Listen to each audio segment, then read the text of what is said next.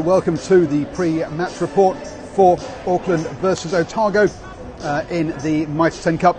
And we've just had the Farah Palmer Cup where Auckland went down by 5 points to Bay of Plenty. That's Bay of Plenty's second win of the season, and that probably rules both of them out of the finals now for the Premiership, both with one game left to go.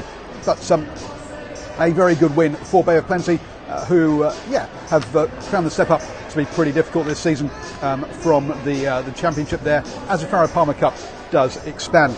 So a good result for them. Now, I say the boys are out on the pitch. Auckland versus Otago. Some interesting players. Jacob Amanga at fullback for Auckland. It's going to be interesting to see how he goes there. And obviously Caleb Clark as well, another young guy making their way in rugby.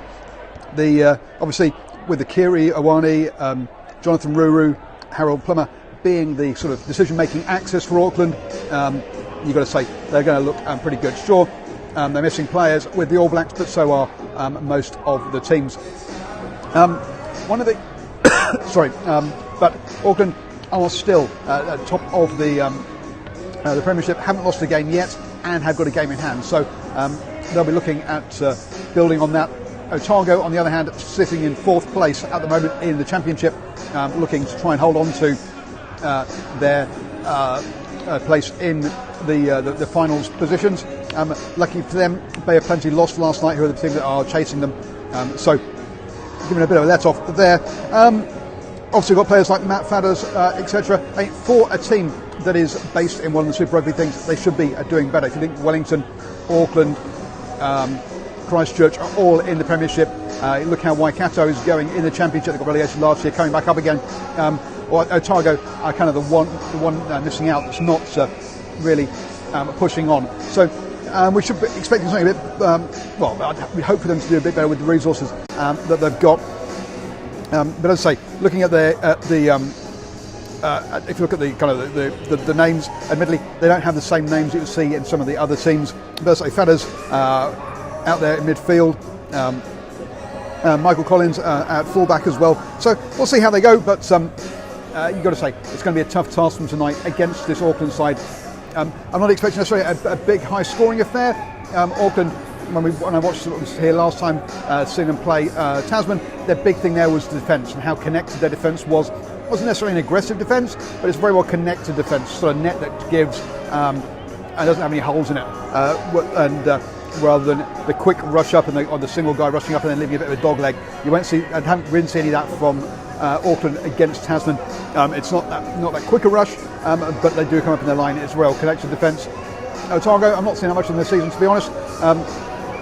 But as I say, they're going to have to try some things, perhaps kick for territory, look to try and force Auckland into mistakes. I've got satay sauce all over my chin. Auckland is one of the best places for food as far as media rooms go. So I'm looking forward to this one. Do enjoy it. I'll be back at half time with my half time report, and obviously at full time, and then also with the post match interviews.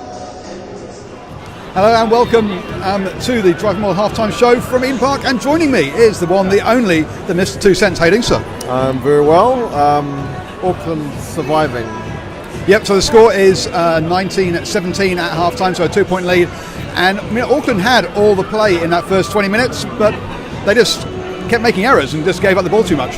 Yeah, and then second 20, Otago really kind of put their foot down and showing us that they're not doing what they're supposed to be doing. This is supposed to be a pushover. I'm not sure what's going on. Yeah, it is. I mean, Otago was supposed to be happy that Bay of Plenty lost last night, and so they weren't going to have a problem with the old finals, and were supposed to roll over for Auckland. But they got a kind of turnover or intercept try to start off with, which was against the run of play, and they've overthrown a couple of times at line out, so they've not been fluid either.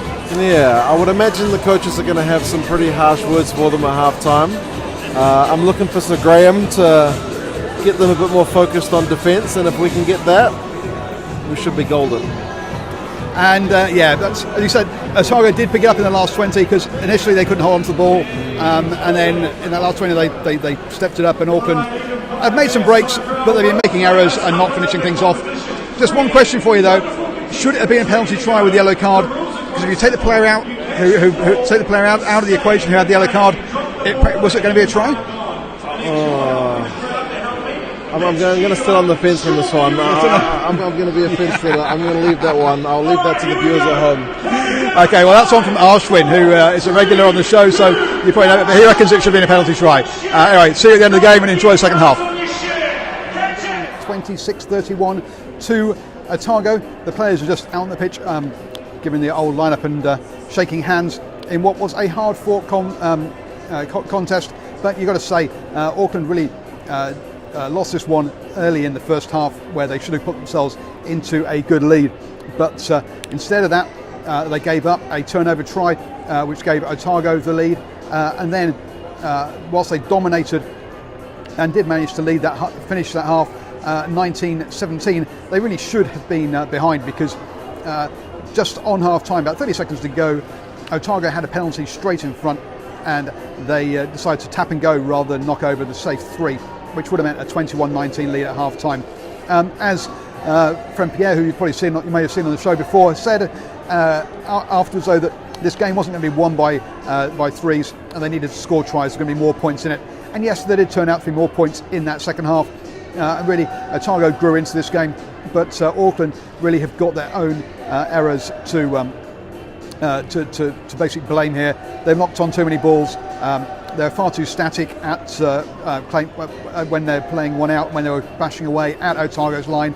And also, if a Faddes try, really the Auckland second try, the Auckland players were in front of him, so they were close to the ball, but they didn't show the desire to get their hands on it. And all the players were looking at each other to say who was going to claim this one. Well, the person that claimed it was Faddes, who came through and scored. So Faddes had a good game. I think he scored 2 tries in that second half, and to basically put Otago in the lead and to eventually win the game by just 5 points. Story basically is an Auckland side that's starting to stumble as it comes towards the sharp point of the season. Yes, they've won all their games, but last week they should have lost to Taranaki, where they got a 1 point win. They used their get out of jail card free then, and they didn't have one available for today.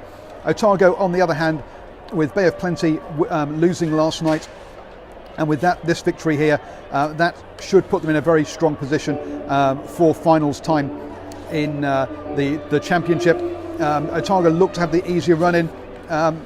Bay of Plenty looked to have the easier run in, but they ended up losing to Manawatu, whereas Otago have come out and won against Auckland. I've got to say, it looked on paper to be a much harder job for Otago, but they have delivered, and that's what really kind of counts and matters, let's be honest. So congratulations, Otago. Very good win for them, and Auckland really back to the drawing board, and I think some hard work and some hard words for them next week. So here I am with Matt. Oops, wrong way. With Matt Faddes after their impressive victory over Auckland. You must be very happy being the first side to beat Auckland. Yeah, very happy. I mean, they've been a standout side all year, and with us, it's an attitude of working hard, and I mean that's exactly what we did today. We had a few people come in with first opportunities for the season, and they put their hands up and did really well. Yeah, and you really did. You were under the cosh the first 20 minutes, but you took your chances well with the breakaway try, and then you yourself out hustled some players for tries in the second half. It really was you showed how much you wanted this win. Yeah, I mean, I think one of those tries were pretty lucky on my behalf, but I mean you got to take those. And I mean last week we were a wee bit guilty of missing those opportunities. We made a lot of line breaks, but we couldn't convert them into points. So to convert them this week, it's pleasing going into a short turnaround anyway. And also with Bay of Plenty missing out last night, this puts you 10 points clear of them, and in a rather a nice-ish position come finals for heading towards finals. Yeah, it's still pretty neck and neck. Obviously, would love to get a home playoff. I think we've confirmed a playoff now. Maybe I think I read that somewhere, but it's obviously home advantage is massive for us. We love playing under the roof, and there's so many sides still competing for that top 4 spot. So. Yeah, I mean, we've got a different run into them, and I think Manawatu is still in the play, and there's obviously a few more teams. Yeah, it's because you've got I think you've got Tasman coming up, obviously Bay of Plenty next, which will be the real key crunch one. It is, yeah, and then Waikato to finish things off. So you have got a toughish, well, one of the tougher run-ins. Yeah, I mean we've got that Storm week second last week, and if things go to plan, and the final game of the round robin might be a shield challenge if Waikato can keep it tomorrow night, which would be the plan. So yeah, we've got to knock over Bay of Plenty now. We've got to put our focus into them, and I mean they're a very dangerous side. They're a great team that probably have been underperforming. So them coming down are going to be very dangerous, and I mean we've just got to be at the best of our game every game. Great, thank you very much for your time, and I will see you in Waikato for that shield game. Hopefully, cheers mate. Appreciate Cheers. it. Cheers, so here we are post game, and tough to have your first loss of the round, but still top of the table. Yeah, it's really tough. I mean, we're at home as well. And we don't like losing at home. Eden Park's our fortress, so pretty tough pill to swallow. And you did. You had the upper hand during that first 20 minutes, especially, and it was more your kind of own individual errors, knocking balls on. Feeling kind of lost this game rather than were beaten. I don't think we were lost. We just didn't hold the ball. When we had the ball at the right part of the field, we were scoring points. I think what we failed to do is actually hold the ball a lot of the time. So we just turned too much pill over.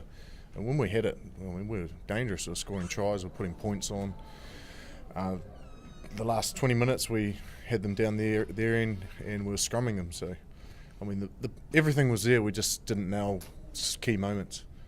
It looked perhaps a bit, maybe a bit static sometimes with the ball on attack. Needed to have some more deeper runners, that kind of thing, maybe, or you just think just bad luck on the day. Yeah, I mean, Otago D'd up well on our forwards. So you're right in saying we didn't get our go forward ball, and when we play like that, no one can stop us. I mean, when we got front foot ball, our forwards are running onto it. Our back, it opens up for our backs. So again, probably an area where we didn't nail is our go forward ball through the forwards. So still top of the table though, and still as long as it's still all in your own hands. Storm week coming up in a couple of weeks, all getting sort of all the fitness and things in place for that. Yeah, I mean we've got a bit of depth in our squad. So Storm week. So we've got Wellington and then Southland down there, and then Harbour at home. So we've got 3 tough games. Southland don't know easy beats down there. Harbour is always a big game for us. I mean, that's one we know we're going to chase. And again, Wellington down there. So it's going to be a tough week, but I think we've got the squad to do it in the boys too. And as you say, it's Wellington away, Southland away. It's a lot of travel as well. So good luck with those the final few games, and hopefully see you in the finals. All good. Thanks a lot, Paul. Cheers. Thank you. Thanks, mate. Okay. All good. All good. Fantastic.